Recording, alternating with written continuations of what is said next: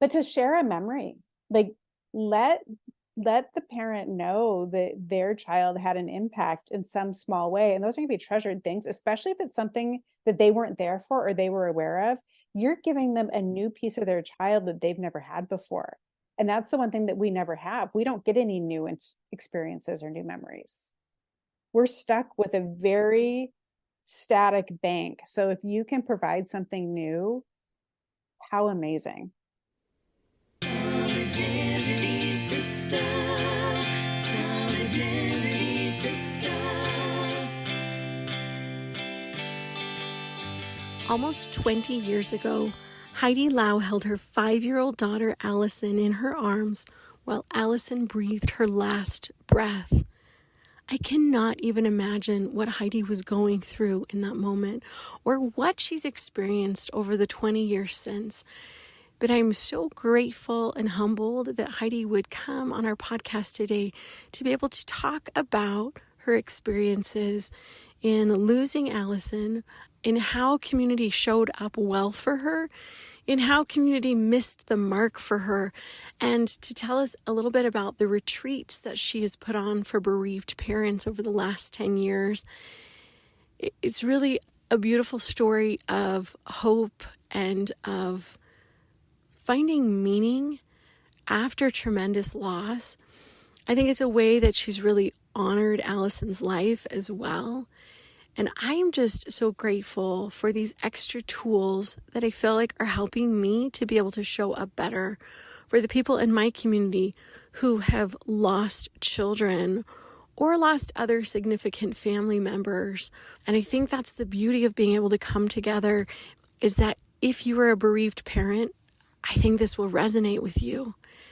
And if you're not a bereaved parent, it will also resonate with you because it will help you know how to show up for others who are going through something that you maybe don't know what to do. I wouldn't have known what to do.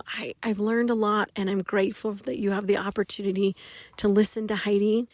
Heidi has now taken all of her retreat experience and put that together in a format where she can share it with those who are working on planning their own meaningful and transformative retreats. Please be sure to check the show notes if you want to connect with Heidi, either on creating your own retreat, if you're a bereaved parent who would really benefit from going on one of these bereaved parent retreats through Ohana Oasis. Or if you have liked what you've heard from Heidi, I would invite you to check out her podcast called Falling Apart or Falling into Place. All of that information will be in the show notes. I'm so excited for you to learn from Heidi.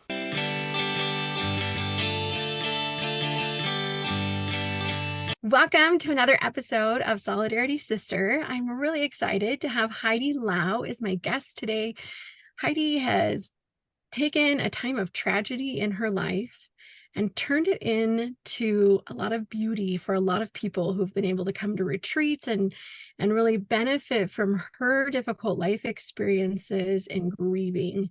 And so I think that she'll really add to the Solidarity Sister community by being able to hold space for others through the life experience that she's had. So Heidi, tell me, how are you doing today for real? Well, first of all, I want to say thank you for having me on. And I love this whole concept of doing your podcast from your car. It's amazing. As soon as I heard that that's what you were doing, I was like, we do so much in our car. Don't we though? We live life, especially when you have kiddos. You live life in your car. So true. Whether you want to or not. I am actually doing well today, a little bit scattered right at this moment, only because I didn't have it in the calendar. I knew we were doing a podcast, but somehow I didn't make it onto my calendar. But I've had a busy and really good day of connecting with folks and doing work stuff, like the work stuff that I actually enjoy. So that's the best, because some of the work stuff is not stuff that we enjoy. So I'm fun to have the good part. What are you listening to recently, whether music, audiobooks, podcasts? Like, what can you be found listening to?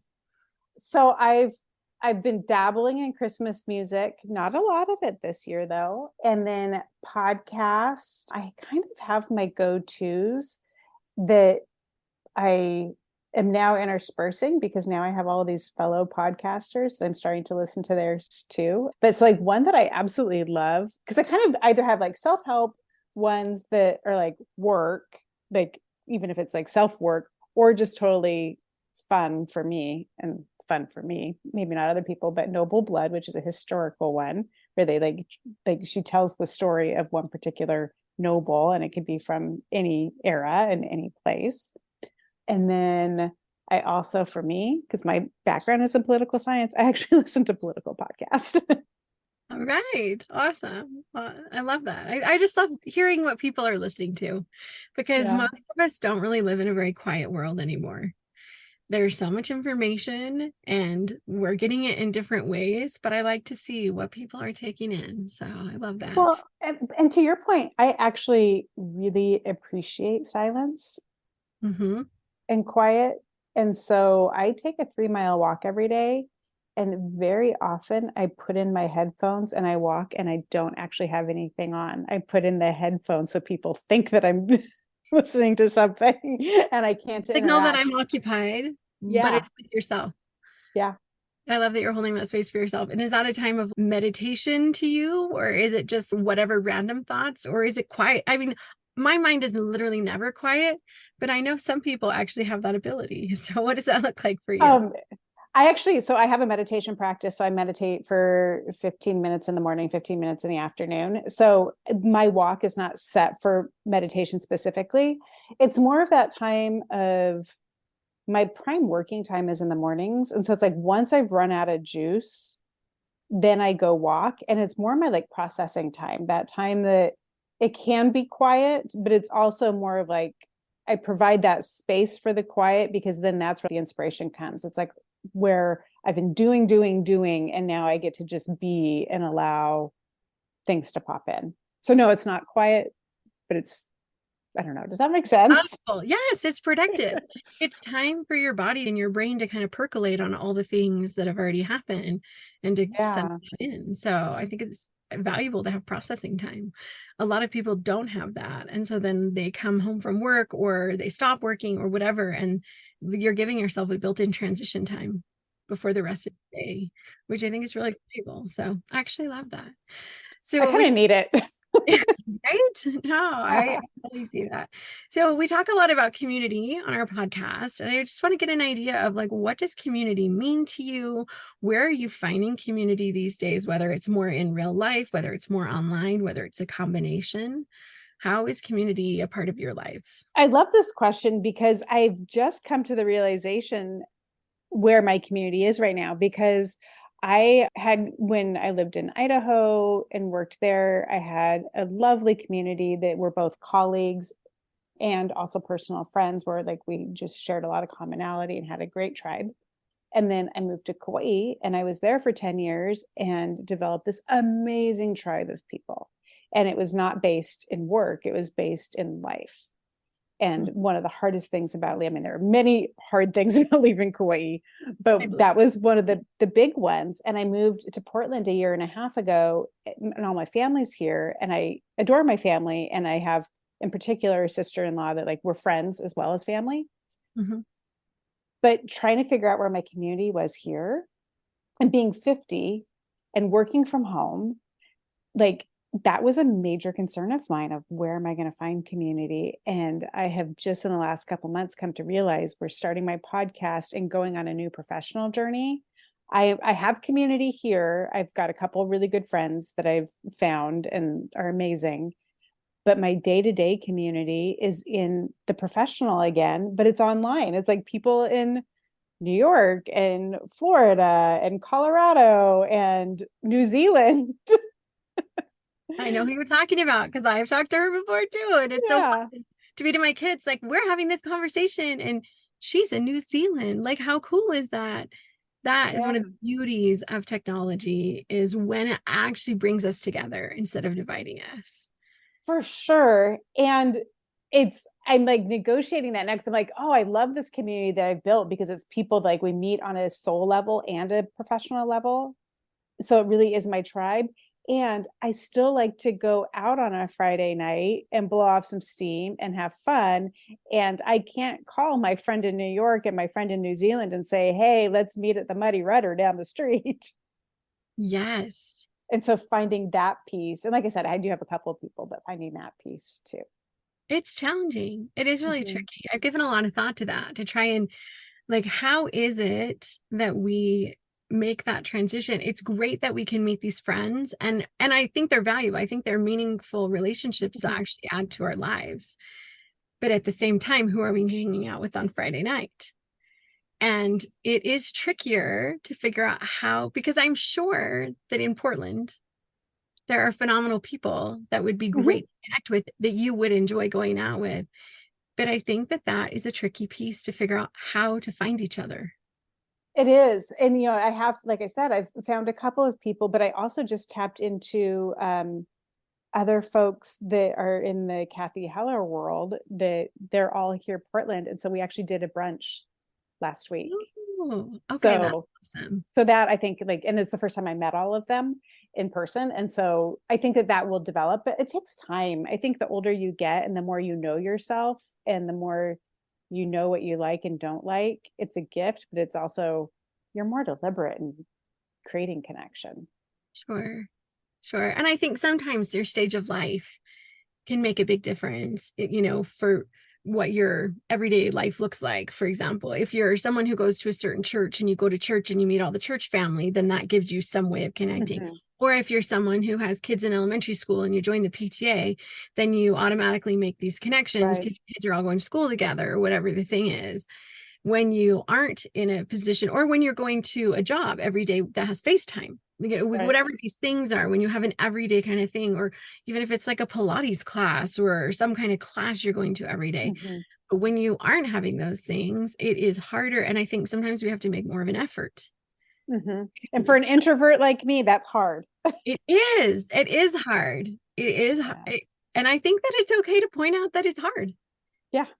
but that you can do it. You can find ways. You can even take some of these Facebook connections, or the online world connections, and Mhm. bring them into being in real life when you discover that, hey, look, we're in this group of great people, but some of us all live in Portland, so let's get the Portland people together. Yeah. And it does start to bring us together, but that is sometimes a tricky thing to do.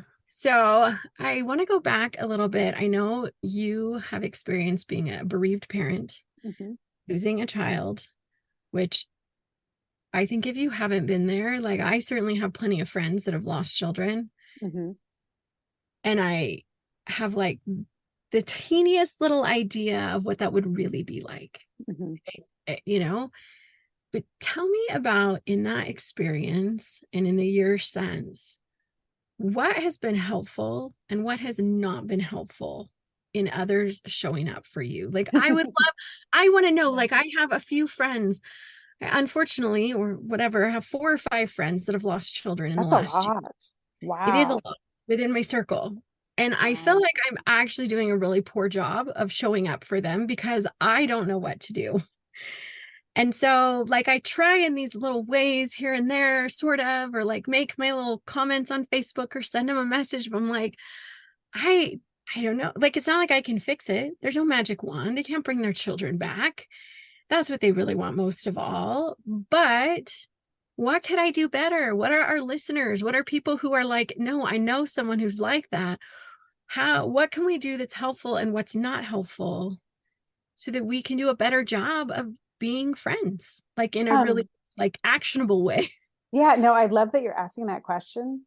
And I think that you actually hit it on one of the things that you said when you said, I recognize all they really want is for me to be able to bring back their child, and I can't do that, so I don't have the answers.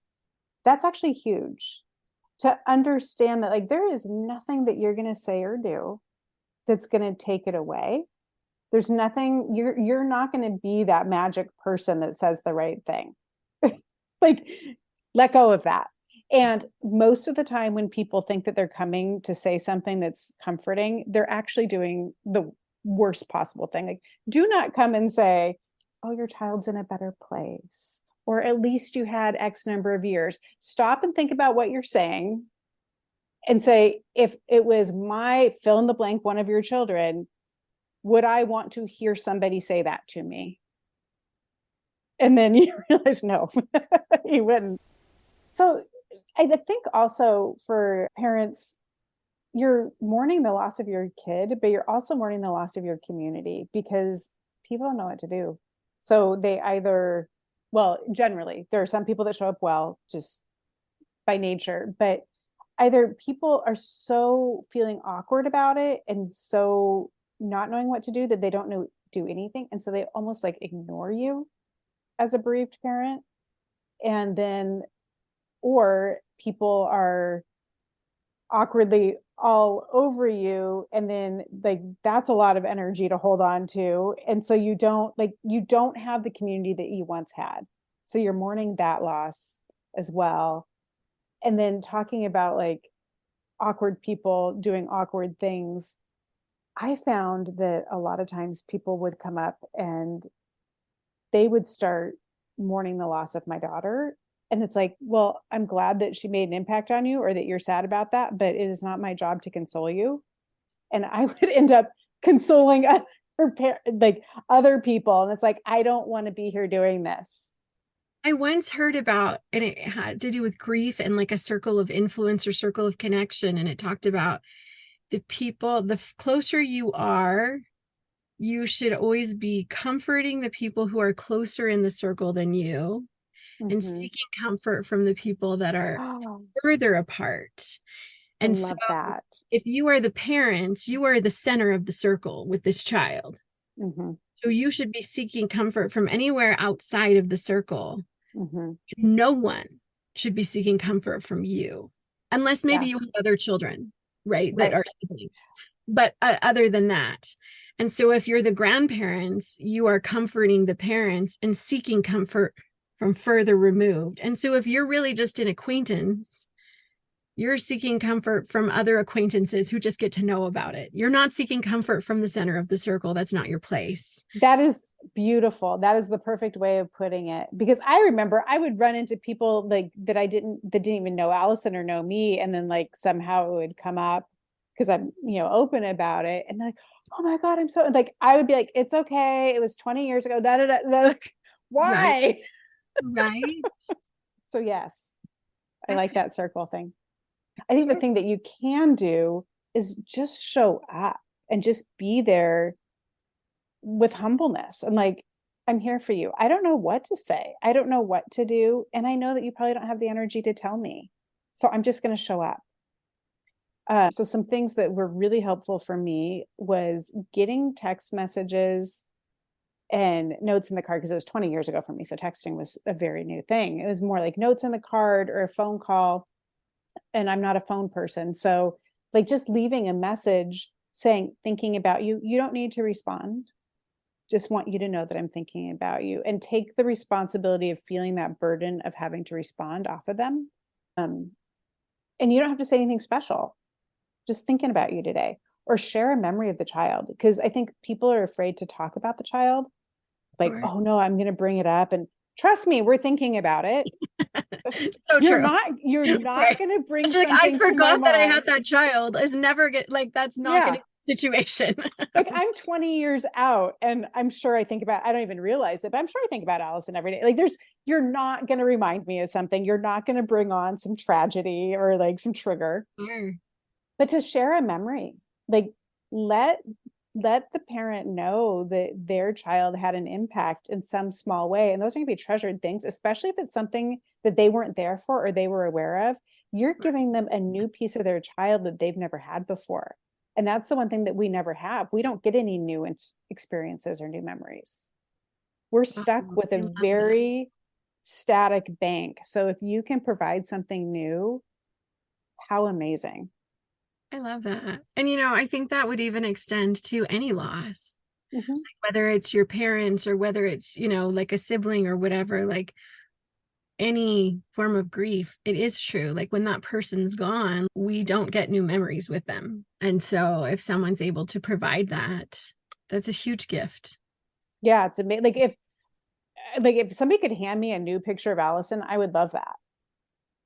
'Cause Absolutely. I don't have, yeah, at this point, I don't have anything. I had one couple that they were freaking amazing and lifesavers. We had a standing date every Sunday night to watch Alias and do dinner. That was just to be able to have that standing date where I knew that there was a place that I could go and be safe. And it doesn't have to be every week, it doesn't have to be TV, like whatever, but just to have like that standing date of like, I just get to go be, and whether I talk about her or I don't talk about her, like I'm just doing life with somebody on a consistent basis that's showing up was huge, huge. That's super beautiful to like just be extending a safe invitation. Yeah. And if someone were, I think you'd have to be the right person for that to work. Oh, for sure. You'd have to be like safe enough, even for that particular individual. Like there are some people that I could be that for them, and other people where like they just don't know me well enough, or we just don't have, or maybe they just Hmm. don't click with me as much. But there are others I think that would benefit from that and that it would be meaningful. And Yeah. I think it's probably on us as the people who are trying to reach out that if we offer something and the answer is no, that's okay. Don't Like, take it personally. Yeah. absolutely. Yes. Like if it's, hey, would you like to come over and watch this or do this or whatever? And they say no, and say, okay. Yeah. It's like, Well, you and to know, that point, I think that there's like it's this weird balancing act that you as the provider of support has to do. Because on the one hand, there's so many times where you just don't have the energy to do something, but you like being invited. So like just because they say no, don't stop inviting them. Don't take it personally and don't stop inviting them. But then there's also that like, and it takes self-awareness, like, okay, no, I'm just not their person and this isn't a good fit. Like knowing when to like let off the gas and when to keep on it. And I wish I had like a perfect answer for that, but there isn't a perfect answer it's for it. going to be different for different people Yeah. at different times. But I think that I like what you're saying that you keep inviting. Hmm. If you're getting a lot of no's, maybe you invite less often. And that's Yeah. it's like kind of slowing down a little bit. Yeah. Not like, you pull back. If you're finding that you're getting a lot of no's, then that's probably a good place to say, hey, I'm thinking of you. I'm Yeah. available. Instead of, well, will you come to dinner tonight? What about tomorrow night? What about the day after tomorrow? Right. Like be able to take those social cues that Yeah. when it's working and when it's not, Yeah. but not stop. Like, Yeah. Well, and to like, and tell maybe me find different ways, like offer, do you want to come over for dinner? Or, oh, do you want to go out for coffee? Like, because some things might be a trigger, especially like with child loss. They may not want to come over to your house for dinner if you have other kids. absolutely makes sense. Like they're going to want to go out for coffee or they're going to want to go out for a walk or like find try several different things to see what's working and what does feel comfortable for them. And And also, sometimes they might not know. yeah, Until and they they'll hear right. it. Yeah, that's why I'm saying like you don't go at, I mean, you can ask them, but don't expect an answer because there's so much that you don't know in that time. But also one thing to offer, like in a text message, is like, hey, I would love to hear a really funny story about your child if you'd like to share. Like ask a very specific thing about the child, but then also say if you want to share so that you're also letting them off the hook. But like I love it when people say, tell me about Alison. Okay, well, she was a 5-year-old human being. Like, what part of her do you want to know? So, and I'm happy to share any part of it, but like, if you ask me something specific, I can go on for hours. That What makes was sense. what was Allison's favorite color? She liked purple and pink and green. And probably into the whole rainbow because that's Yeah, what they do. That yeah, age. yeah. Oh, I love that. So I would love to hear a funny or favorite memory of Allison, something she did that like was super amusing, whether it's something she said or something she did. I love Well, little children and they all have stories, all of them. they totally do. One is like the total epitome of her. This was before she was diagnosed, but looking back, she probably had a headache. Because she probably had a permanent headache. She was like 2.5, and we were at dinner, and she was a very, I don't know, like not orderly, but like things had their place. And so there's a table next to us, and there's like a kid that's her same age, but he was like loud and obnoxious and she just kept giving him this stink eye. And we were just laughing. And then like finally he like threw something or something like that. And she's like, she turns and she's like, don't like you. Be quiet. And she's actually she was a very loving, sweet kid to the people that like had invested in her and that she knew. But I loved that she was just like, ah. And I love that about children because I have been at dinner before near someone that was obnoxious. And I may have wanted to use different words, but how much have you not wanted to turn around and say, I'm trying to enjoy a peaceful dinner and you are super obnoxious? Right? You use an inside voice, but like we don't do that because we're adults and we're trying to whatever. But Mm-hmm. kind of refreshing when you see a child who just you're like, preach it, sister. We're all feeling that. And she I even mean, had like the pointy finger and the squinty eyes to go with it. Yeah, and he probably was clueless because that kind of behavior is actually super normal for a 2.5-year-old boy, even if exactly. it's annoying. Exactly. It is what they are and what they're meant to be doing. But I love that. Yeah. I love that you have that memory of her and her feisty personality coming Yeah. out at times. Yeah. Not because some people would be afraid to speak up. And I love that she felt like she could. Like that her experience of this combined meal of two tables was just as valid as his experience of it. Yes. No, good for her. Good for her. So, what do you think a healthy community should look like as we're putting this together? What are the ways in which we show up in a healthy way for each other? So this is going to sound maybe counterintuitive, but the more I get in healthy communities of people, the more I recognize how important it is for me to take responsibility for my own health and mental health and all of those things. Because when I'm taking care of myself, I'm able to show up more wholeheartedly for other people. And I can do it in a way that feels clean and clear. Like, so when I'm offering compassion and I'm offering these different things for people, I'm really truly doing it from a resource space, not from a lack and a place of doing it because I need something from them. Does that Ooh, make sense? no, it makes so much sense. And I love that. I grew up with a mom who's literally one of the most service-oriented people I've ever met. She was always doing service, but she liked it to be really anonymous, like so anonymous that like if we were at church and they were sending around a sign up to take a meal for someone, she didn't want to put her name on the sign up. She just wanted to take a meal separate, like that no one would know that she even like she's Wow. very like this is just part of who she was. So Wow. I grew up seeing a lot of beautiful ways in which she served people. Mm-hmm. And I think I also developed a little bit of a savior complex along the way, which wasn't intentional. Like I wanted to do good for people. Like I wanted, but then I kind of learned that, I don't know, it isn't just about that good feeling you get when you serve. And that's a good starting point. It's a good starting Mm-hmm. point for kids to learn. We have to do something to learn the process. Absolutely. And the fact that my mom Absolutely. took us to visit elderly people that she knew or to go to the convalescent home and we would, provide different things there or sneak secret Santa things to people, like all of those things were good. But I didn't learn as I was growing up how to do that always from a space of excess or from being able to be filled and so that I can then give better to others. And so sometimes those services ended up being very depleting and I was doing things. I remember one time when I had a bunch of little kids at home that were like really small and Mm-hmm. making dinner for a family that needed dinner. And I didn't make anything for my own family. And on the way home, I went through the drive-through for my family. And maybe that was still the right choice. Like, I don't know. Maybe they needed that homemade meal and my kids were fine with Kentucky Fried Chicken or whatever I got. But I was like, I do not even have the bandwidth to make dinner for two families tonight. So make it for this other family, not for us. And I don't think that's always a bad thing. I think it's okay to sacrifice sometimes.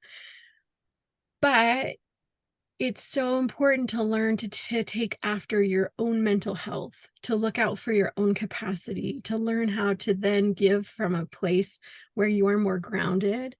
And I Mhm. find that when I do that, I'm actually better at giving. Right? There's no Different strings energy attached and to it. spirit to it. And it Hmm. isn't even just the meal, and it could be the same exact meal, but it just Hmm. feels different when it's done out of pure compassion versus like frazzled, no, and like compassion. It's not the same. It's And not. sometimes we just have to do it messy as we learn. Yeah. So I Oh, don't look back and absolutely. I don't regret the things that, in the past, but I Hmm. feel like I'm getting better at it.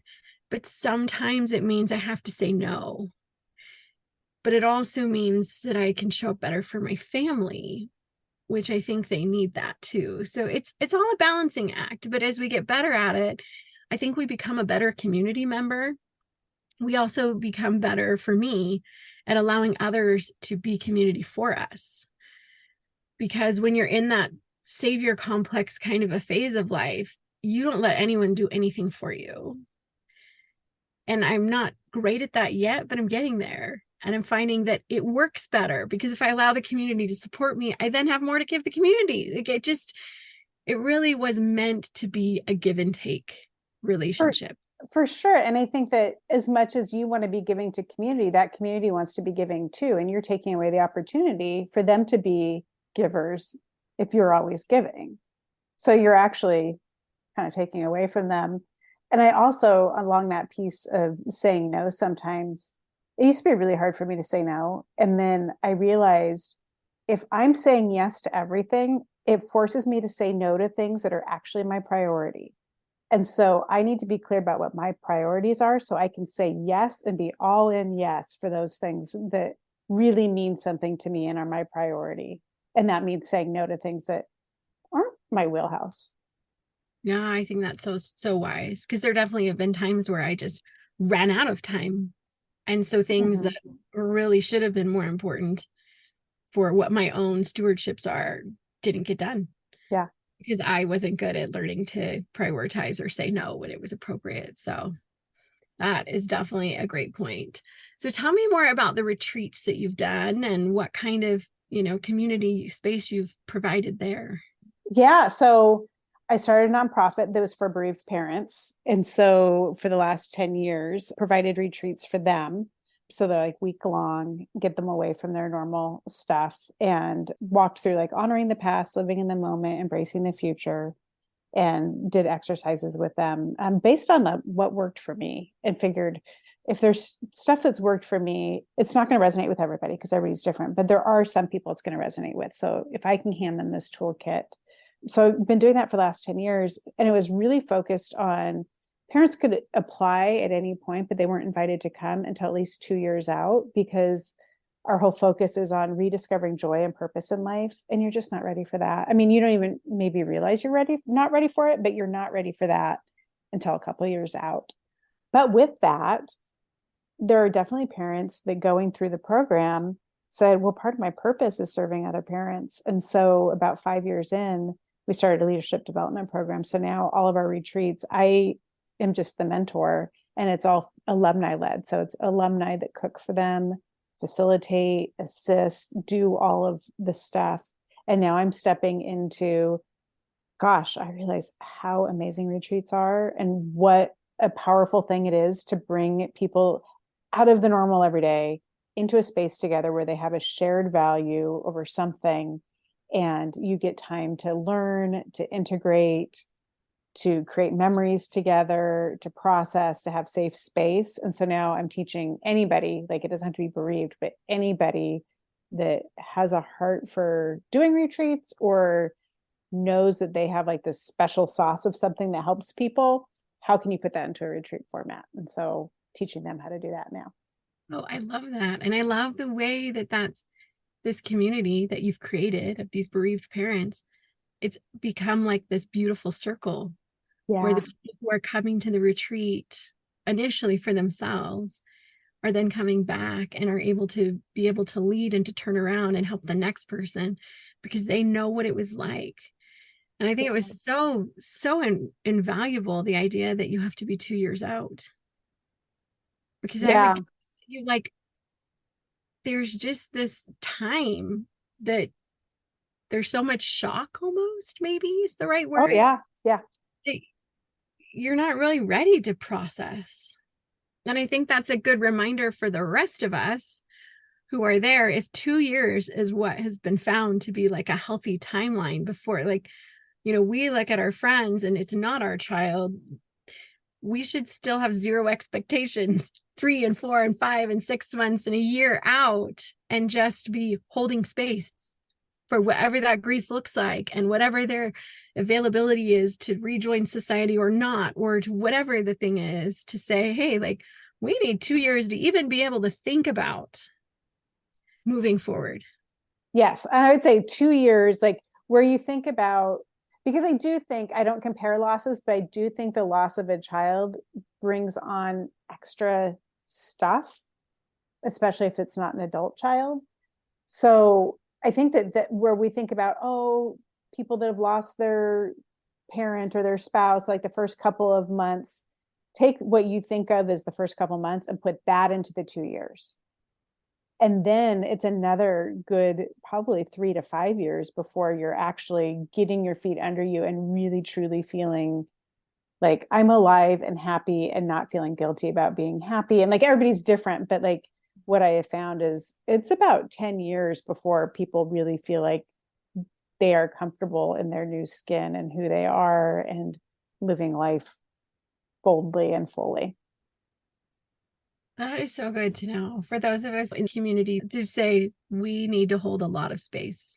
Mm-hmm. It's going to be a long time, and that's okay. This is normal. This is a normal thing. Yeah. Response to this level of grief, that's what we can expect. So where can people go to learn more about you? So if you want to know about the nonprofit and the retreats, that's ohanaoasis.org. And that means family in Hawaiian. So that's where you find out about that. And then me personally, Heidi Low, HEIDILOW.com, or on Instagram, Heidi Christina, CH Low. And then I have a podcast, Falling Apart or Falling into Place. Probably the easiest way, if like you're interested in doing retreats and what I'm doing now, is my website. Perfect. And we'll make sure that's all in the show notes for anyone who's ready to reach out, or for any of our bereaved parents who are looking for a retreat space, that this might be something that would be good for them, that would really give that spot for them. If you could have a gigantic billboard that everyone in the world would have to see this message, what is the message that you think the world needs to hear? There were like two that popped into my head at the same time. Do you, boo? Like, I love it. just be you unapologetically, the real you. And then the other one is like, if you dream it, it is yours to do. Like, I think that whatever dream you have in your heart and in your soul, it's there for a reason. And it's not something that everybody dreams. It is yours, and it's there for you to actually follow through on. I love that. And I think they're related. They are. It's your dream. So go do that. Like whatever. Yeah, like let's Yeah. get into it. I think that's beautiful. Do you have any final thoughts that you'd want to leave our listeners with? I can't think of anything. Just embrace the community that you have. I think that's where it's like on the whole community focus. Find the things that you like about the community you have and add on to those. Like build off of it, even if it's tiny, even if it's one person. I think that's beautiful. I think we can always connect. The truth is, some people are easier to connect with than others for us, but we really can always connect with whoever's around us, whether it's, in our neighborhood or in our workplace or online community. There's always people that we can make connections with.